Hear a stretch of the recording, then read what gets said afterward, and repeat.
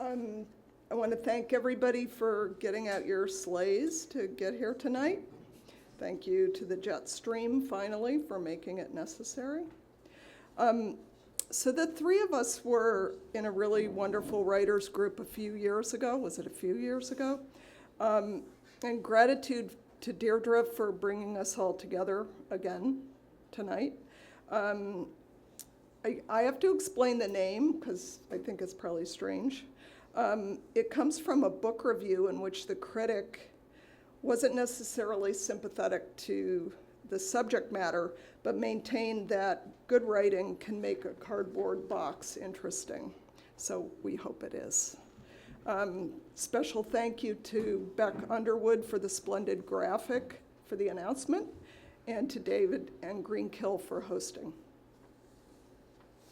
Jana Martin is an amazing dancer, but she's also the author of Russian Lover and Other Stories, a contributor to Women Who Rock, Bessie to Beyonce, girl groups to Riot Girl, and editor of Vanishing Point Forever, among other books. Her fiction, prose, and poetry and nonfiction have appeared everywhere from the New York Times to the Mississippi Review. She was a contributing editor to The Weeklings and a prose fiction columnist for Spork magazine. She's taught at SUNY New Paltz, Loyola Marymount, the University of Arizona, Oberlin, and the local readings and workshop series Word Cafe.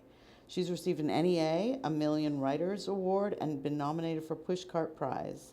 She also serves as on the Hurley Town Board, was a search and rescue canine handler, and played in rock bands.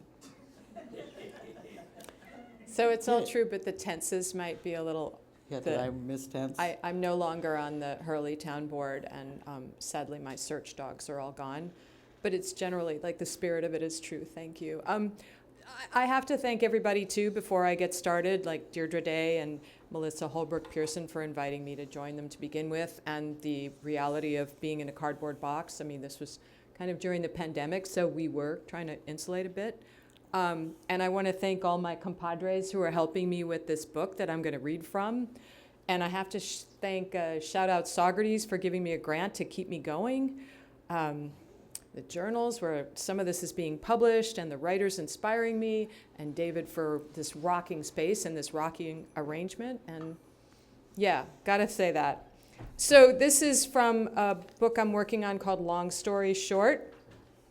And it's like braided prose fictions and short pieces all going together. And it's kind of a hybrid between, I'd say, memoir and fiction, but it's all true. And so these are some parts of it. First part. Free. Things I don't have to worry will happen to my father anymore. He won't be run over by a bus when he crosses the street.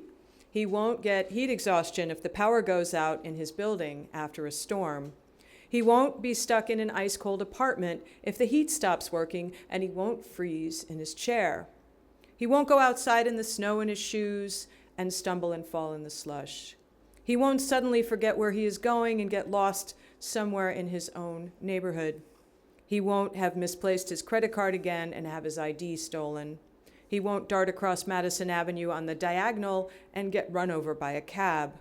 He won't set his apartment on fire when he forgets to turn off the flame under the corn. He won't get robbed after he forgot to lock the door again.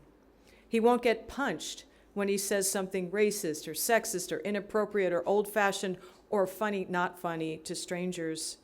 He won't trip on the corner of the uneven old rug and crack open his skull while Mozart is playing. He won't try to take a shower and break his hip on the edge of the tub. He won't die.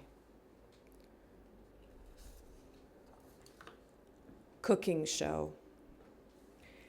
He hasn't eaten more than a bite at a time in 2 months. He can't, he says. He requests food constantly. He'll have an idea. I know. Go get me a Nathan's hot dog. Bring me a butter and sugar crepe. Bring me roast beef and a Kaiser roll. Bring me a 1/4 pound of liverwurst, but not too thick. He'll send me out on these errands. I'll run to the supermarket downstairs, to the hot dog cart by the park, to the crepe place run by kids who dream the batter onto the griddle and don't understand every minute is a measure. Hurry up before he's gone.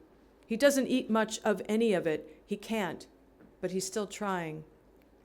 Today the aide greeted me at the door. She calls him Mr. Harold. She says, "Mr. Harold will not eat, but he's been waiting for you. Maybe you can ask him to try some crackers, some milk?" "Okay," I said, but he made a face at the idea. He just wanted me to open the laptop to the cooking place, he called it, so he could watch the cooking show where the priest cooks. It's a Catholic priest with a cooking show, and they stream the episodes on the Catholic television website, and Dad loves it. "I don't know why I love this show so much," he says. He always says.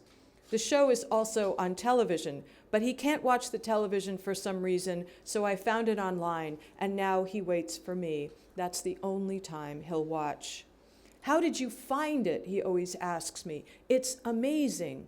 To help him have a moment of wonder is an exhilarating, desperate feeling I'm getting used to. "It's just a website," I'll say. "No matter, it's amazing," he says. Dad only wants to watch the episodes with meat in them, or pasta. Nothing silly, no fruit and vegetable stuff. It has to have real stuff in it. We scroll through the choices. "Okay, the one about cooking lasagna," he says. The aide comes in. "Mr. Harold, you want some milk?" "Nope," he says. The priest in the cooking show wears a big white apron over his black suit. He makes a lasagna as big as a doormat. The sauce has been simmering for hours, he tells us. He fries up the meat, a special blend of chopped sirloin and sausage that makes Dad lick his chapped lips. "It takes 5 minutes because it's TV," Dad explains, as the priest pulls the tray out of the oven. "Really," he says, "a dish like that would take an hour." Dad likes the priest's oven mitts, which are orange and say manja on the top of the hands. Before Dad finally stopped cooking anything ever again, Dad cooked all the time. Before he finally stopped cooking anything ever again, he scorched every single oven mitt and hot pad, the charred terry cloth, a clear sign of what he wouldn't say. Among the hot pads, one that said Dad's Kitchen, one that said Harold was here, one that had a big tomato embroidered in colors our mother never would have allowed in the kitchen. Yellow, tan, plaid, red. At the end, all were half charcoal. The priest uses a big knife to cut through the layers, then slides his spatula underneath, and up comes the slab of lasagna, steaming, dripping cheese, the sauce a bright, unsettling red, though maybe that's just me. "Ah, look at that," Dad says. "You want some pasta?" I say. "I really love this show," Dad says. "You want me to go get you some lasagna?" "Oh, no," he says. I sit next to him and keep the laptop propped and steady. It's resting on something, either his knee or one of the pillows the aides puts so he doesn't roll too far off the bed. He's got a sore now at the base of his spine. When he shifts, he winces, like now. "You okay?" "Of course I'm okay," he says, feigning deep indignation. What a silly question. He's lost so much weight that his eyes are giant, which makes them look more watchful, more alert, more wary. His lips are chapped, but he doesn't like lotion. "Don't," he'll say to anyone heading towards him with a fingertip of cream, one of his many declarations of independence. When the priest is done plating the food, he recommends the brand of olive oil and tomato sauce he always uses, a good family brand, always Italian, the brand that sponsors the show. Then it's time for the blessing. Today, over the steaming plate of lasagna, the priest says he's going to recite the Lord's Prayer. "It's a classic," says the priest, "just like this dish. Am I right? I can say that, can't I? I think I have the ordained authority, if you know what I mean." Dad laughs. He looks old as time, thin as bones, starving. He watches the priest raise his well-fed hands in gratitude. Let us pray, the priest says. My Father mouths the words, so do I. Our Father, who art in heaven, hallowed be thy name. Okay, and this one's called Gone. I don't want you to be sad when I'm gone, he said. He didn't say, when I die, or when I leave, or when I pass away, a phrase he'd always hated. When our mom died years ago, his wife, his beloved, his goddess with the dark hair and the freckled soft skin and the plucked eyebrows and the blue clothes, he found all of the condolences hollow and wrong. Her passing, she passed away. She died, he'd say. In the years since, we have hardly ever said anything about when she died. Her sickness and her dying was bad enough. Why keep bringing it up? It was like a war we all went through and lost. Then he started bringing up his own death, but he said gone. When I'm gone, he'd say, I don't want you to miss me. I've had a great life. I don't want you to be sad. It's not a tragedy. Then he was gone. Gone is a perpetual state, I realized. Maybe that's why he chose that word. He loved vacations, but hated the parts where you have to pack and get there and then come back and unpack everything. He'd never fully unpack. He left plastic bags full of his toiletries in every suitcase, every duffel. He left things at my house upstate so they would be there for when he came back, he said. But I always thought it was more that he didn't feel like jamming them back into a bag.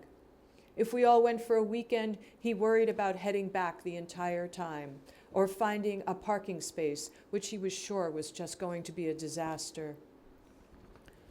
But there's none of that to being gone.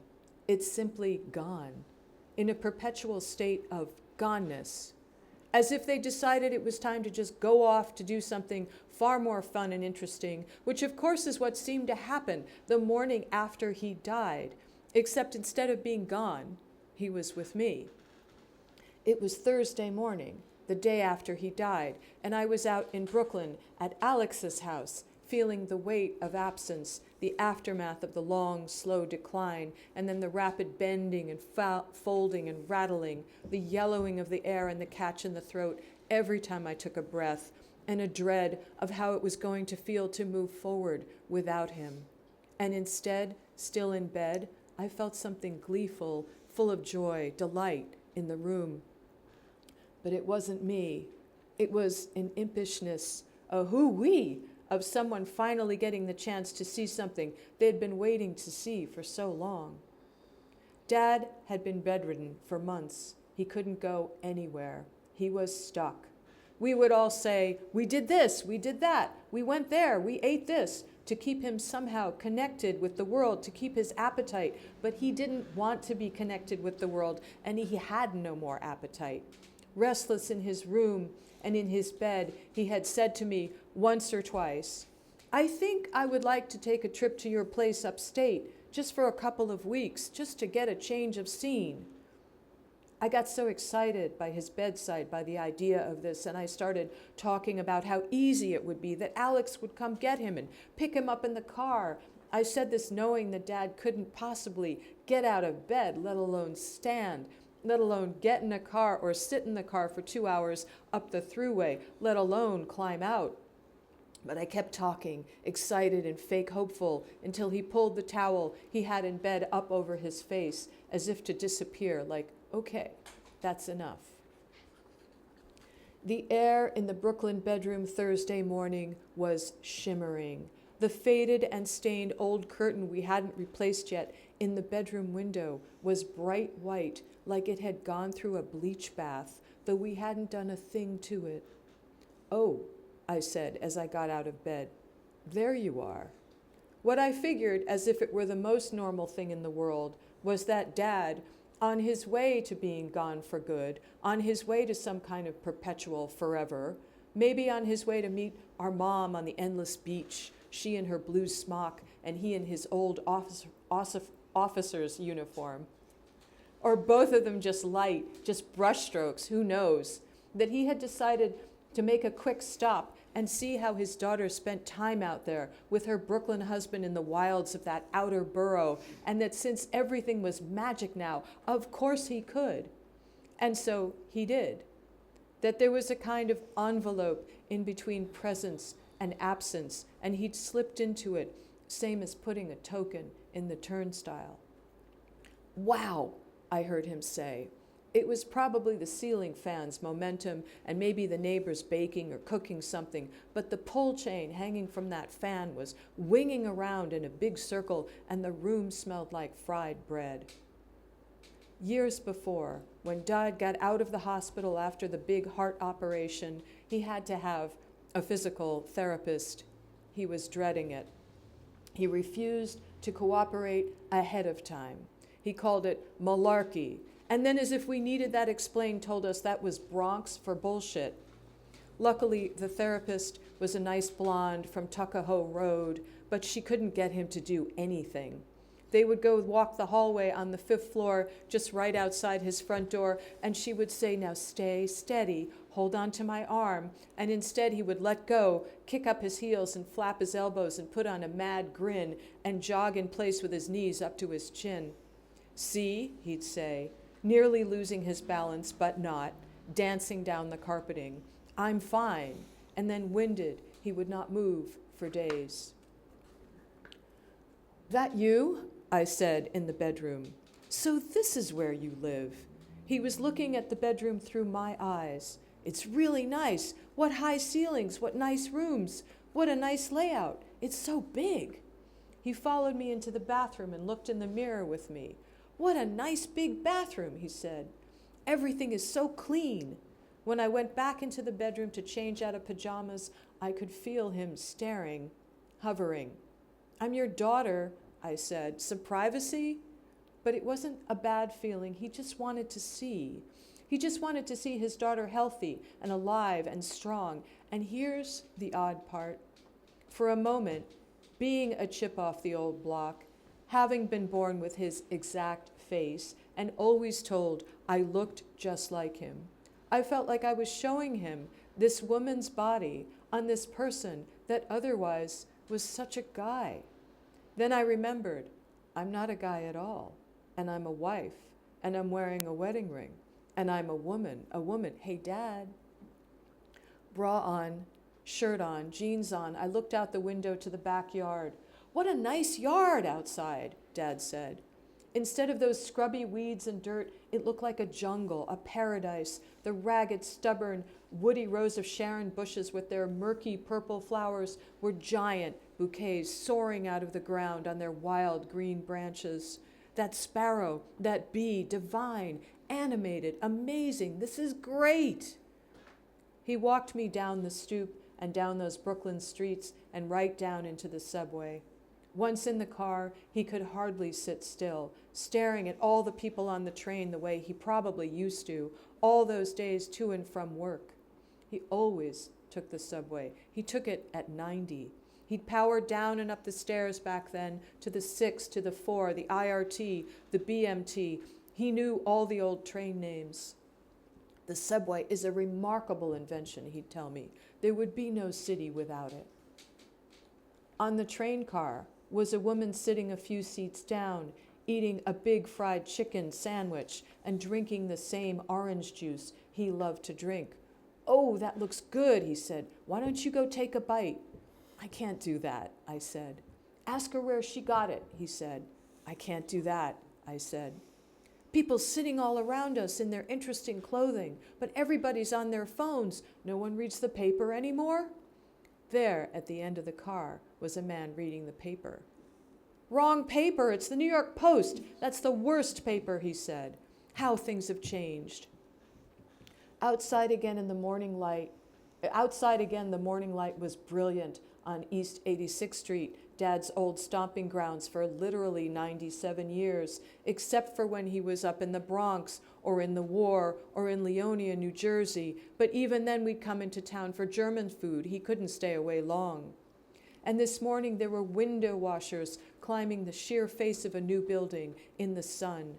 So many new buildings taking the place of old ones, all the limestone and brick replaced by metal and glass. "That's amazing how they do that," he said. "Look at them. They look like monkeys." And there was that smell of fried bread again, and no coffee shops in sight. I wanted to ask him, "Dad, is this good? Does it make you happy?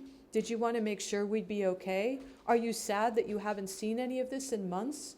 But none of that mattered, and I didn't want to scare him. I didn't want him to fly away. This is one of those times, I thought, where things just are. By the time my sister came to meet me on the corner of 3rd Avenue, Dad was fading, quieter. Maybe he didn't want to alarm her, the daughter they always wanted to be safe. Maybe it was just something he wanted to do with me. Or perhaps he'd gotten his fill of this earthly life and was already looking forward to heading back out to sea, or going to that beach, or our mom, the love of his life, was calling him. "It's time, it's time." He stayed with us a bit, but more at a distance, following like a shadow, a stray, as we got our coffees and headed up to his apartment to face the long work of cleaning it out. I thought he might be in the coffee shop with us, marveling at the high price of a simple cup of black coffee, or wanting us to get a croissant in his honor one more time. But as we walked into his building, he turned away, kind of lost interest, began to float. I wasn't sure why and wasn't sure how to ask. He'd certainly spent enough time in there. "Bye, Dad," I said quietly as my sister pressed the up button and the elevator doors opened. "See you soon," but he was gone. Thank you.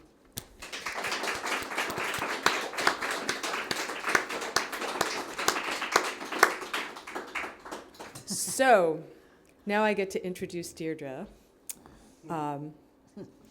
And this was a long and raucous bio, which I have very badly edited in a hurry, and it's on my phone, so forgive me ahead of time.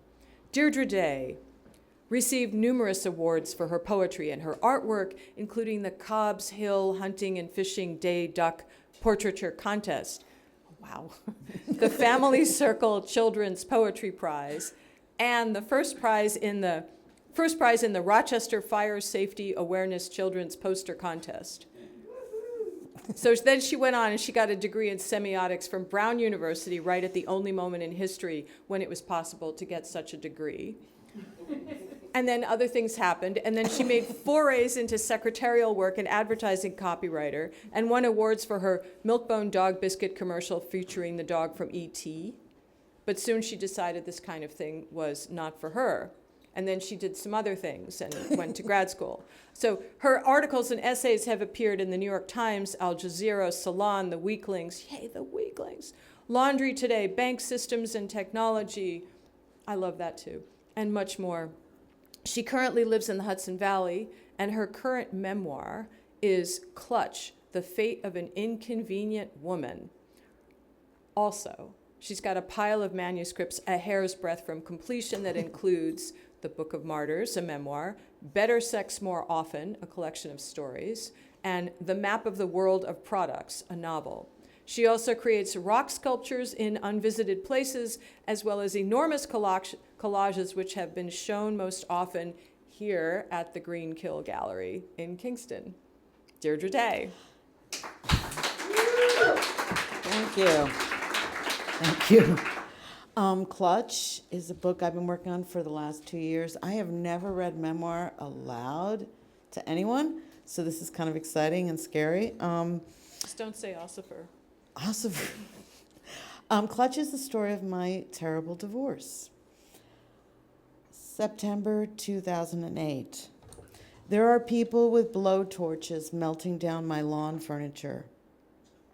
I walk toward the back door of the house where I have lived with my family, past the dumpster, overflowing with books and furniture and toys, and past those dark figures with their welding masks and their big gloves. They are people, but they don't seem like people, more like stormtrooper robots wielding fire guns. Their fire guns lick metal into liquid, collapse the delicate antique wrought iron leaf motifs under the arms, and curl about the legs until they break to bits and cease to be chairs entirely. The fire titans crumple a universe with constellations of sparks. They have been sent here to take parts of my life and transform it into scrap.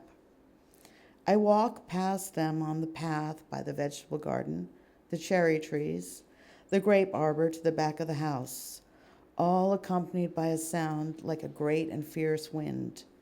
I walk along the path from driveway to door without a word, as if they aren't even there, and all the while the arcs of their sparks sear into my mind, like cigarettes stuffed into a blank-eyed ashtray. The quiet room. My first institutionalization occurs in the last week in September when the cops remove me from the broker's open house and take me to the suburban psych ward. There, waiting on a hard plastic chair, I can see the bag that I know has my red notebook inside of it. I'm trapped, and all I want to do is write down how it feels to be trapped. I don't want to wait. The nurses are all doing things that involve screens and talking, and I see no momentum in the direction of reuniting me with my journal.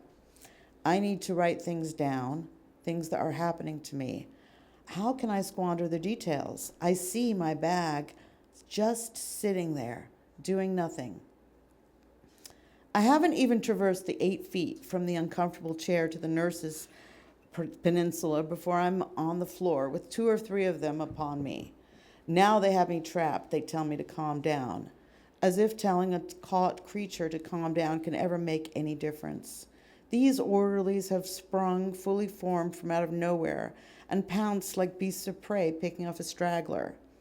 The men in the loose light blue clothing with their lanyards and name tags tell me that I need a sedative, and then they carry me writhing and cursing into the small narrow room with a small narrow bed in it. I refuse to take their pills, and I cry and I yell some more. In the room with the padded walls and the window webbed with wire, they give me one last chance to take their pill, and I smash it to the floor.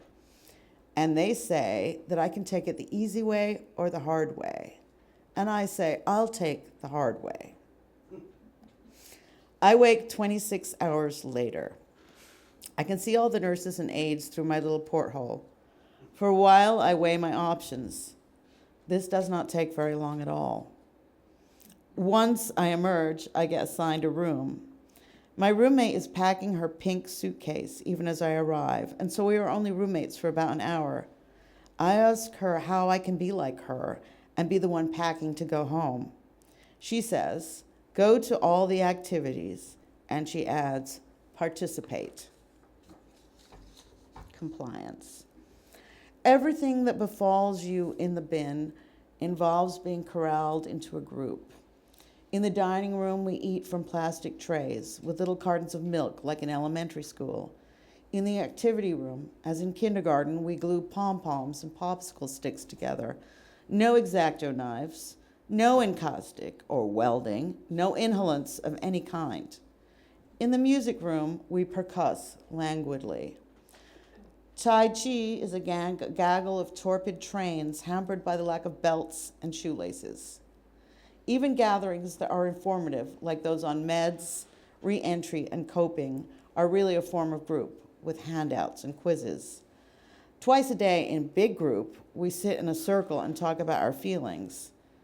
In my 20 years of Freudian influence group in Manhattan that I attended religiously, I was never called upon to rank my mood on a scale of 1 to 10.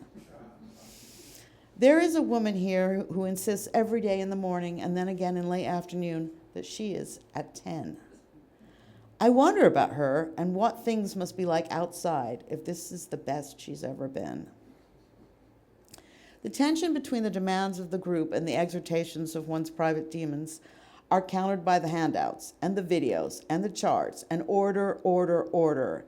Your passage to the bin is determined by a varied menu of options: biology, divorce, disaster, bankruptcy, estrangement, mourning, eviction, addiction, abuse, bad luck, or simply repeated run-ins with bureaucracy. The list is open-ended and subject to interpretation, so it might be possible to do everything correctly in a flawed world, but I think the primary route is all of the so-called stressors drop upon you, and the accumulating pressure weighs so heavily that good decisions and bad decisions look exactly the same. This gives the demons a vote.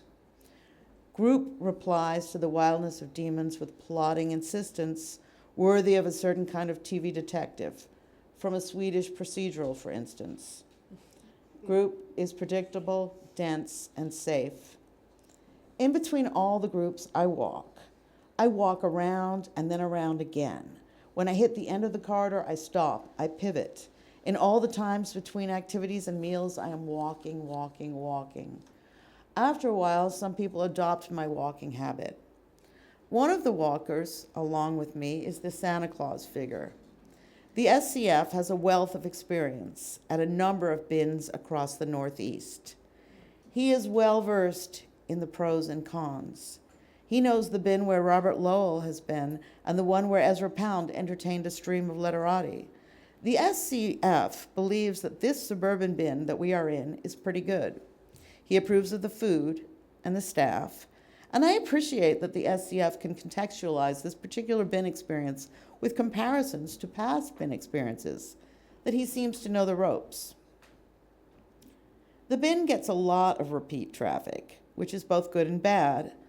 It is good because it means there is always some people around to give you advice on filling out your menu order or giving you an extra carton of orange juice or a container of pudding. It is bad because when you leave, you will always wonder if you will return, if you will do something that will cause someone to call the cops. Groups dissolve over time. You can hardly help but lose touch with the people when your link to them is forged in such a way. They go back and you don't. You go back and they don't. The gap widens unless you keep going back. And you can hardly keep going back just for the sake of continuity. That would be madness. Before I am discharged, the SCF asks for my name and my number, and whether I will see him on the outside. I give it to him and then completely forget. On the day I am discharged, the second time, I am sitting just around the bend from the quiet room. My favorite nurse comes to me. He is the one who has told me I don't belong here, and he is the one who knew the woman who died last week in the quiet room, and his face has been sadder ever since. We hug goodbye. I hope I never see you again, he says. Fall gives way to winter, and the last of the flowers in the garden become bearers of seed pods, stark and drained of color, and then shriveled. SCF calls me. It's mid-December now, and I've been nowhere and done nothing but go to the bin daycare. After bin, you have bin daycare, and a bus comes and picks you up in the morning and drops you off in the afternoon. The bus drives around the neighborhoods like a school bus, but for crazy people who live in drab multifamilies as well as well-landscaped mansions. The loose society you formed in the bin continues in a different form in after bin. We are all straddling our life outside and our life in group. People come in one way when they arrive, you feel one way, and when they leave, you feel another. People stripped down and emerging from desperation, but you're still haunted by it. They aren't bad people. You come to see it's the ones outside that you don't like. These ones are harmless. In bin daycare, there are no double doors preventing you from leaving the building. In bin daycare, we can leave the building during breaks. We could even run away if we wanted to. But we've been tamed now, and we stand in the courtyard far from the doors, drifts of our cigarette smoke encircling us. The former prostitute wears an elaborate headset and bright, stretchy clothing. My friend, the school nurse, has 2 teenage boys who she has a rough kind of relationship with, and an ex-husband who is nothing but trouble. The guy who tried to hang himself, the hangman we call him, with short, cropped hair and a handsome, sad face, we can remember in 2 ways. The way he looked when he came in, which was big, unsteady, a beast of some kind, with black eyes and a necklace of rope burn. Later, he becomes an entirely different creature, softened, broken, unspeakably sad. The wealthy black woman has no children, a nice husband, and yet she is here. There's a blonde woman who lives in the big house with a long drive, who just seems worn out. Once the bus drops me off at my house at the end of the day, I'm inside the empty house again until the bus returns the next morning. When the SCF calls, the furnace has stopped working. We make a plan to meet at the only bar around that doesn't feel like it's straining to be something special. It's bitterly cold for December. All the bareness and hardness of the world are on full display. The strings of lights in windows and wreaths wired to lamp posts don't do anything but illustrate how colorless the rest of it is. In the Irish bar, all of the old somethings and their cousins have poured beer into glasses for generations. When SCF appears, I am happy to see him. He seems to me a kind sort. Christmas is coming after all, and perhaps I'm projecting a jolly St. Nick persona upon his sad form when I tell him about the dire situation at home and about my concerns about the frigid weather and the potential for pipes to burst, and how I really haven't done anything to fix things. I imagine he is listening to me as I go over my possible options. Should I call the lawyer? Should I call X? I've already sent him an email and he hasn't responded. Should I tell the real estate agent? The house is, after all, still on the market because although it was almost sold once, apparently the stock market has crashed. I've not been keeping up with the news. I imagine that the FCF takes all of this in and that he will make me feel better by offering sage advice or telling me about a situation that he has been in, which turned out okay in the end. Maybe I'm just thinking that the camaraderie of the bin where we all talked about bad things that happened, and so he's been to so many bins, he knows the ins and outs. After a bit, SCF excuses himself, and I look around the bar. I see one of the eldest daughter's high school teachers down at one end. I see the long counter. It's a good bar to pretend to be older than you are, and it's a good bar to pretend to be younger than you are. The glow of the jukebox is exuding Springsteen one minute, Elton John or Nirvana the next. I don't see anyone I know other than the sudden social studies teacher. But I could have known half the people there. They all look like people I would know, like people I would have known in the before time. I notice that time has passed. A lot of time. It seems strange that the SCF has not come back, and that his beer is still sitting there, hardly drunk. It begins to dawn upon me that I have been left. My date has not gone to the bathroom and got stuck in there. How he has slipped out, I do not know, but I do know that I have been dumped on my very first date since my separation. This bartender has watched my humiliation at the hands of a man who looks like Santa Claus, but with a much longer history of mental illness. I am sitting alone in a warm but dingy bar with the temperature outside sinking by the minute. I go into the parking lot. The chill and quiet after the warmth and noise indoors shocks me. Occasionally a door opens, and more, and this bird you cannot change, spills out. And I sit in my minivan. And then I remember that the ex's new apartment is right there. Across the parking lot from the bar is the back of the townhouse where he and my children live. That neat little townhouse with plastic shutters and plastic handrails on the plastic porch with plastic holly twining up the plastic columns. I can see the warmth spilling out of their windows. Snow has begun to broadcast itself in indecently pale flakes across the black asphalt, and smokers are clustering under the overhang, wishing each other holiday greetings. I get out of the car and I walk across the parking lot. I knock on the door. I shiver in the cold. The fireworks of light behind him are like a whole body halo, and I can hear the television. I can see the Christmas tree with decorations upon it that I recognize, flickering a cascade of colors, so even when squinting, I cannot make out the backlit features of the man I married 20 years ago. The furnace is broken. The pipes will freeze. I don't know what to do, I tell him.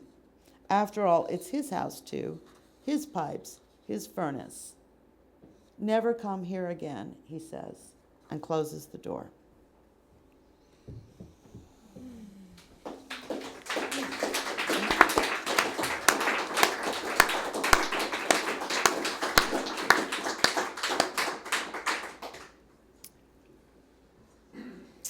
Woo. Okay. Now to introduce Melissa Holbrook Pierson. Raised in Ohio, Melissa Holbrook Pierson later emigrated to New York City just in time to witness the final days of its golden age, which is defined as spanning whatever years you happen to spend your youth there. That's a good point. She still thinks fondly of her favorite club, Madame Rosa, which no one else seems to remember existed, but for the fact that the New York Times reported on it, saying, "The club is so hard to find that only people with prior knowledge of it and a patient cab driver seem to end up here." She might think it was just a dream, but it wasn't. Now living in the Hudson Valley, she is the author of 5 books, including The Place You Love Is Gone, one of my favorites. Her first, The Perfect Vehicle, is currently being adapted for the stage by the New Theatre in Dublin. She is a sucker for atmospheric and or mildly disturbing photography and has written on film and books for a reasonably long list of publications. She is at work on a memoir, who isn't, and always a bunch of side projects, including trying to coax her dying fruit trees to produce, but they refuse. Melissa Holbrook Pierson. Everybody.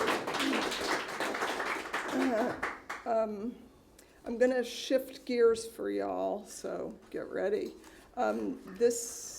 What you're about to experience is not just me evading my stage fright by not reading, but it represents a sort of full circle for me and, back to youth. I don't think nostalgia is a bad thing.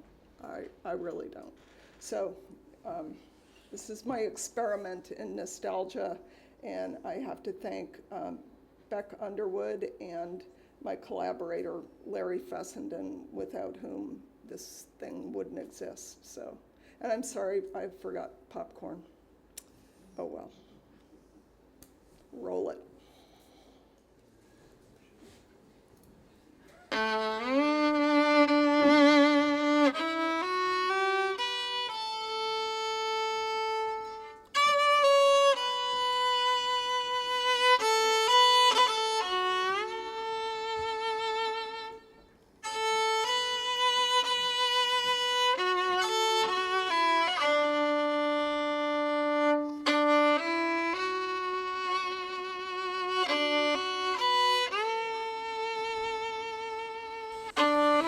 In the rearview mirror, I watched as 5 baby raccoons grasped the hands of their mother and attempted to move her body from the road to some safety so far away they would never reach it, watching as they, already small, grew smaller and finally vanished, as they would follow their mother into the coffers where I keep my most precious of memories forever, the ones that undid me. The ones the long road let me take.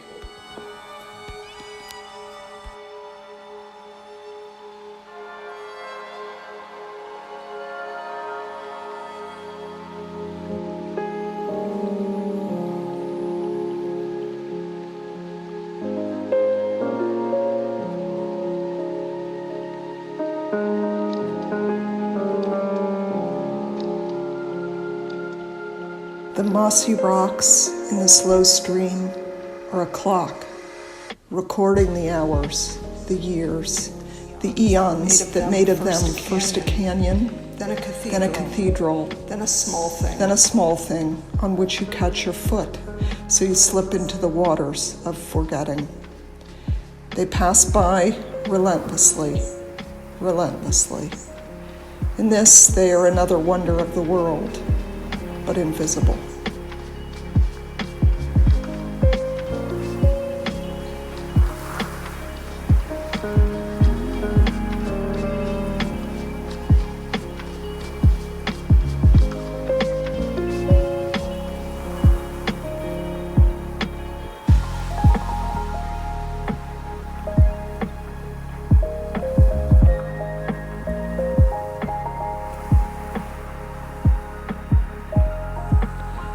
semicolon allows the additional clause to modify and amplify the meaning of the first.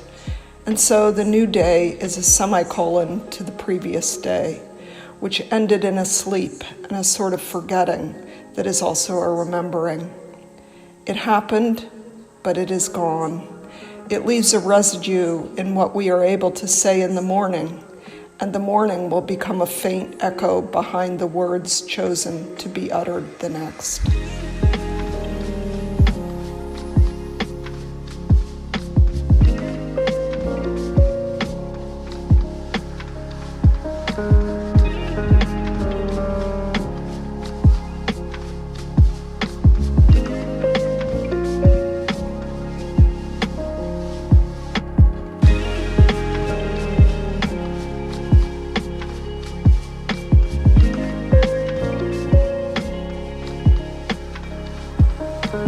What became of the numberless cigarettes I have ever smoked? Their burned and transformed matter entered me, then, expelled into the air, bore a piece of me with it. There we both are, in the clouds passing overhead, still there.